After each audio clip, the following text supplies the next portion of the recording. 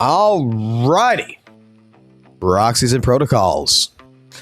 We are back at it again with another reaction, another conversation of topic. And in this conversation of topic, it's going to revolve around Zenless Zone Zero and Weathering Waves.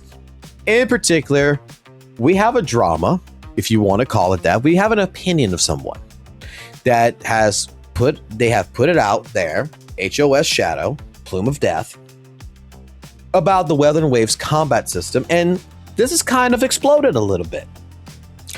Now, first and foremost, as a disclaimer, I will say it like this. Twitter is the bane of existence. When you go on Twitter, you got to be careful because Twitter is pretty much a place where it's only made for porn nowadays, it seems like. Ever since certain person bought Twitter, it's practically a hellhole. But I do enjoy some of the stuff that goes on it. So, without further ado, let's go ahead and let's dive right into this. You're looking to snag that next S rank agent on your account, but yet you're out of polychromes and you're about to blow some cash on the in-store shop for some monochromes? Hold up before you top up. If you're playing Zenless Zone Zero, Genshin Impact, Honkai Star Rail, or any gacha game that empties your wallet, LDSHOP's got your back. With LDSHOP, not only you're just topping up, but you're saving money. 27% compared to the in-game store prices. That means more rolls, more chances for your dream agent, and way less pain on your bank account. And the best part? It's fast, it's safe, it's secure. No sketchy logins, no endless waiting. Just pick your game, choose your amount, pay, and boom. Your credits to the account before your pity counter even starts sweating. And here's the kicker for all my viewers out there. You'll save even more with the link down in the description below. So whether you're pulling for Orphe, Lucia, or one of those agents that, RNG keeps teasing you with, don't let the in-game store rob you blind. Top smarter. Save yourself right now by using LDSHOP down in the link below. So, Plume of Death made a statement on Twitter. And the statement that came out was, I know hardcore Weathering Wave players are going to be upset with this.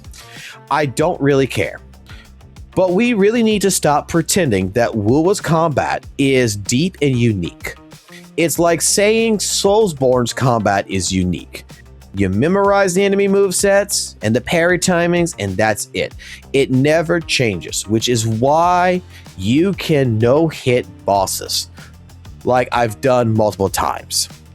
Of course, characters' kits can be unique, or even combos like with Augusta or Carthethia. But once you learn how to play the character in their respective teams, then that's all there is. The combos never change because anything else would be unoptimal. You can definitely say it's more interactive because you can definitely say it's more interactive because the enemies actually fight back, unlike the majority of Genshin's enemies, but there is no depth to memorization. Genshin consistently adds things that change the way we approach enemies, regardless if you want to say dumb it down to just mixing up the pretty colors. Every stagnant reset or whatever, we find 10 different ways to play characters we've never even thought because of its depth. Now, I'm going to put it this way. I have played Weathering Waves. Weathering Waves was my very first gacha in a sense.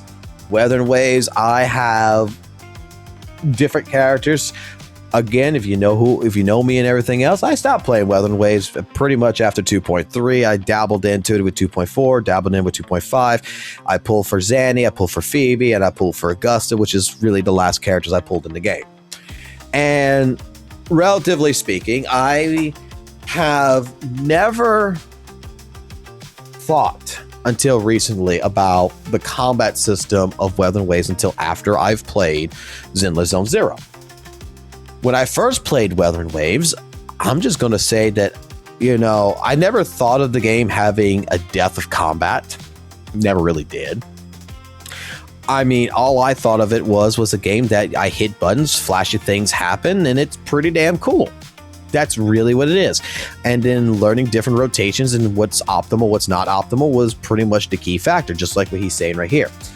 When it comes to the interactivity of enemies, you know, like the enemies actually fight back. He's correct. The enemies do fight back, but I don't feel like there is a death behind the enemies fighting you back. Like, this is where I have a difference of opinion when it comes to Weather and Waves versus Zenless Zone Zero. I've actually got a video, like one of my first ZZZ videos, where I talk about this.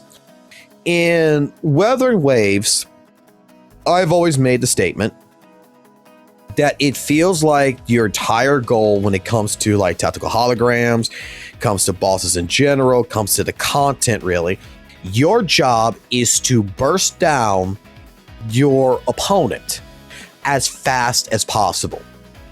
It's not about really playing the fight. What you're doing is you're recognizing when the enemy is going to be doing certain attacks. You're going to recognize when you need to counterattack, when you need to dodge.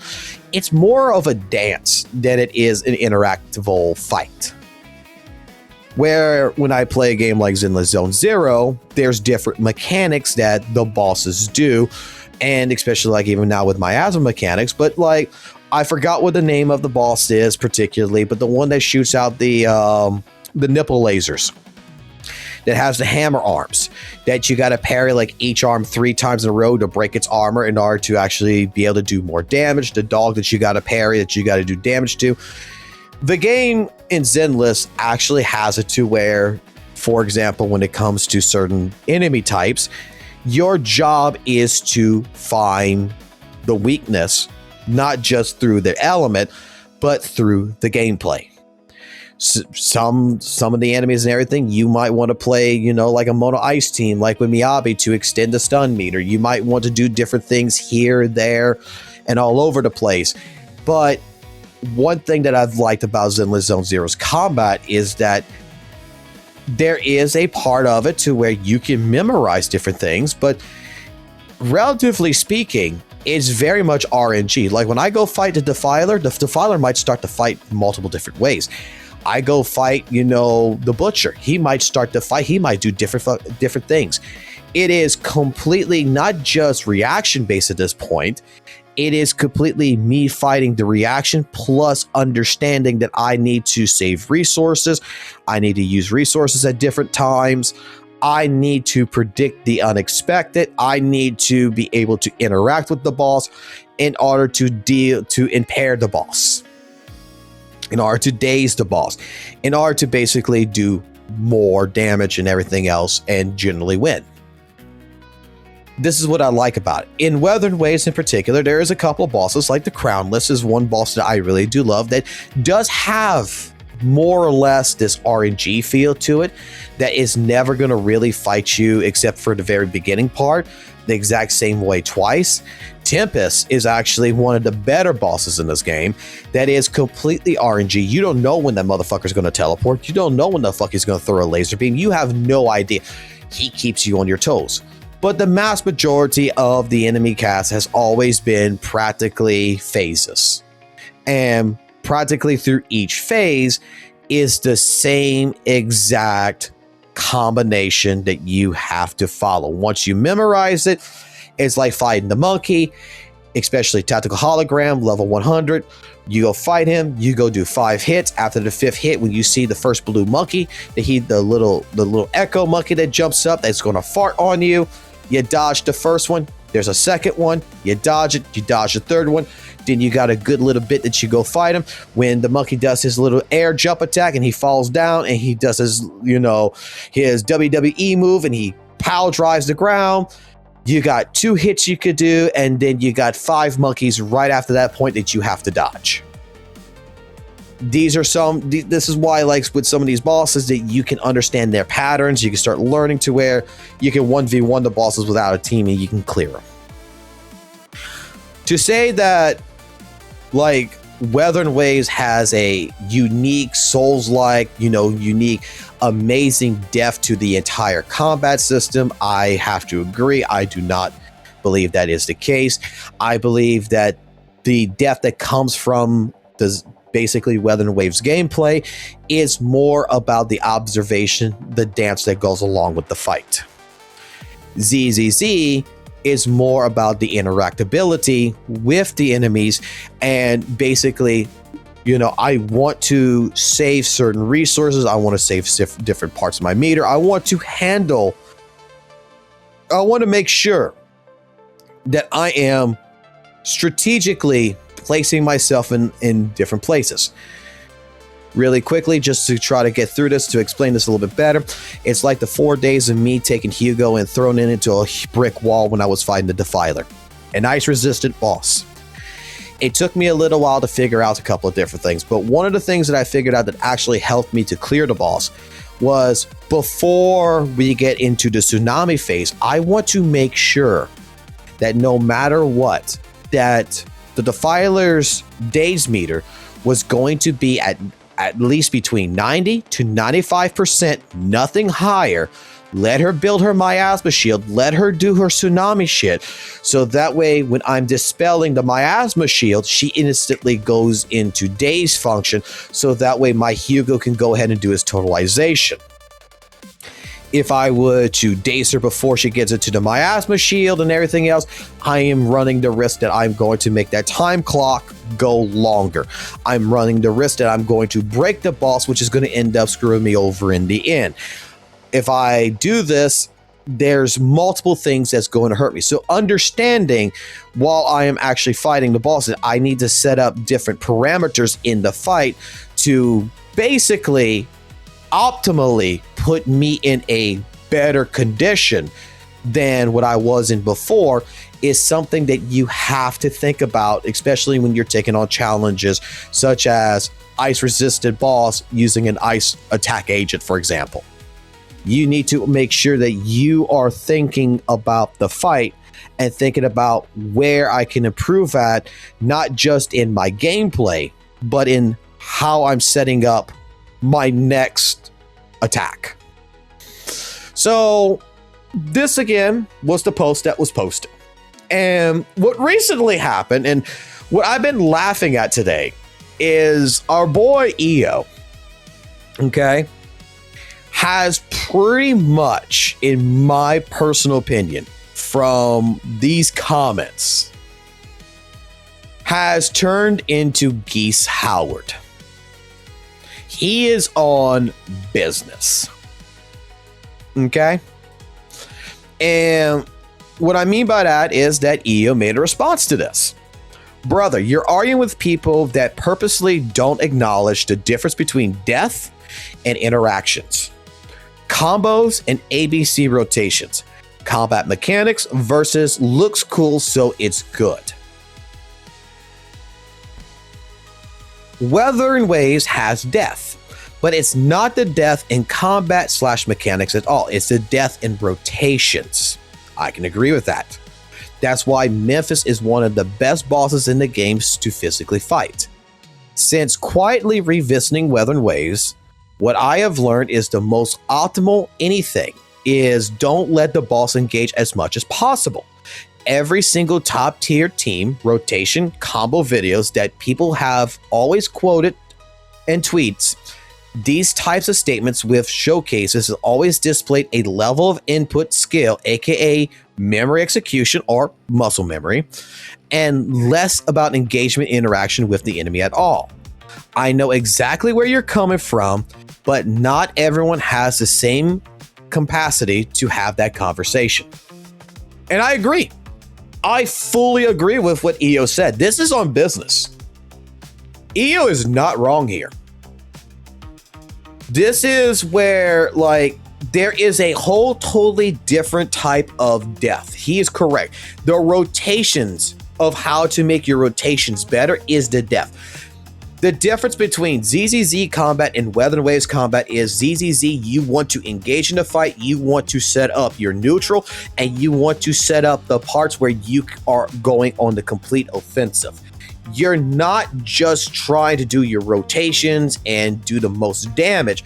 You're trying to set up the fight for your damage. Whereas in Wuthering Waves, there is not a setup in the fight. 100% there is no setup. It is practically the setup is in your rotation in order to destroy the enemy and to make sure you engage as least amount as possible with it. That is the most optimal route. That is basically how everyone's played. Now, when you're going to talk about, like, people are going to bring up like quick swapping and all this other kind of different mechanics. Yeah, I get it. Yeah, you could do all that. But the general concept has always been rotation is the key. Even in quick swapping, you're looking at optimal quick swapping rotations. Your job is to nail the boss's ass to the fucking wall. And you want to do it as fast as possible. Characters like Zanny that came out in 2.3, their entire identity is to go ahead and come into the fight, not to engage the fight, but to freeze the enemy, for example, with their parry, and to do as much damage in a short amount of time to kill the boss. In Zenless Zone Zero, it's more about setting up the fight so that way you can do your burst damage. Now, this has gone on, you know, people have made comments like, you don't cover drama, you're the drama, the egotistical combat elitist, lol. But hey, no St. Tonus to give you monthly drama fame. I don't know, maybe try using the race victim card again next time. LMAO. Yo, I fucking love this egotistical combat elitist. You guys making up new combinations of terms every day, laughing my ass off. I'm just better than you at video game. There's nothing elitist or egotistical about it. Truth, unfortunate circumstances for the blacks. Give EO an award for that one. I want to give him an award for that one. Happy birthday to you, EO, if you ever do see this video. EO then posted again afterwards. I'll engage with a lot of y'all got in the gotcha space because it's funny. I'm not wasting my time fucking around with you weird folks who like baby and lolly versions of characters. LMAO, this is not a safe space. Keeps going on from here to where EO made another comment right here. You got more things to worry about than glue. My end. I see why y'all online defending Will with your life now. You got a lot of time on your hands. We got something right here where it seems I might die as a virgin. 21, have a thing. Don't spit on my dick while sucking it. I'll slap you. Weren't you on some glue bullshit? Shut the fuck up, bro. Then we even have the second number 2 curl bot that went after EO, which we're going to go ahead and open this one up right here, where it was, weren't you the guy that downloaded another streamer's VOD, hyper-analyzed a 10-minute clip of them using characters they had just pulled for the very first time, and proceeded to make an entire video about their shit gameplay, talking about someone else having a lot of time? Well, I mean, oopsie? I guess. Right? Well, EO came back on this. My bad. Wait. Excuse me. I was right this one. Ain't no way you came out of the woodworks to defend your virgin boyfriend with some made up BS. LMAFAO. Oh shit. Oh shit. Give EO a 100,000 subscriber fucking plaque right there. Still didn't download the VOD. Didn't call his gameplay shit. Definitely hyper analyzed, which he admits to that. Already hashed that shit out with Saint. Go back to bitching about Genshin. And we come into right here to where Glaive responded to it. Hashed it out with Saint. Then why the video is still up on your channel while noticing? Well, I mean, I would say it into the effect of also like someone like St. Tonus. Why are the Ioku videos still up on EO on St. Tonus's channel when he was calling EO out for the glue? If they hashed it out, right? Same principle process. But EO came back on this one again and said, my bad, I forgot to report to Master Keo about my endeavors that don't involve him. Lol, I'll handle up appropriately next time. Trust. And all I'm gonna say, I am not sure what's going on with EO, but EO is standing on business right now, and I am loving it. Because legitimately, his opinion is trying to be shut down by several different people in the community just because of past mistakes or whatever. Look, I've even had my own thought processes about EO a couple of times, right? I'm just going to put like this. It is one of those things to where everybody has a unique difference of opinion. And that is what makes us all individuals that gives something to the human world. With all these thought processes that we have, this is what makes us unique. I've had my thoughts on EO. There's some things EO has done that I go ahead and I'm saying, yo, man, I think he's gotten lost in the sauce a little bit. And there's things that EO has said that I think is perfectly fine. But the thing is that EO is not a bad guy. EO's a damn good person that I know of. Yeah, sometimes the way he speaks and everything, he's more of an FGC speaker than he actually is, a gotcha player speaker. I get it. The way he describes things, the way he talks about things, it's very much, specific to a certain type of thing that some people won't understand. However, I will admit that he's gotten a hell of a lot better with his most recent videos to generalize it, which I think he's doing really fucking well in that regards. But EO had made his own opinion about Weathering Waves. EO had responded to it. And again, you have people trying to shut him down by trying to use the past against him, which I think is the dumbest fucking thing there is. Like, if we want to have a conversation about this and you really want to disagree with this, talk about it. I think that this is one thing that the gotcha space needs to really fucking learn, is how to grow the fuck up and stop attacking people on a personal level and attack arguments with facts, attack arguments with counterpoints, and learn to have an actual conversation, an actual debate when it comes to things like Weathering Waves has no depth to the combos. Okay? You don't agree with it. Talk about it. Let's have a dialogue. Have a dialogue with Ioku. Let's go ahead and see what happens. I'm sure EO right here is 110% ready to have that conversation with anybody.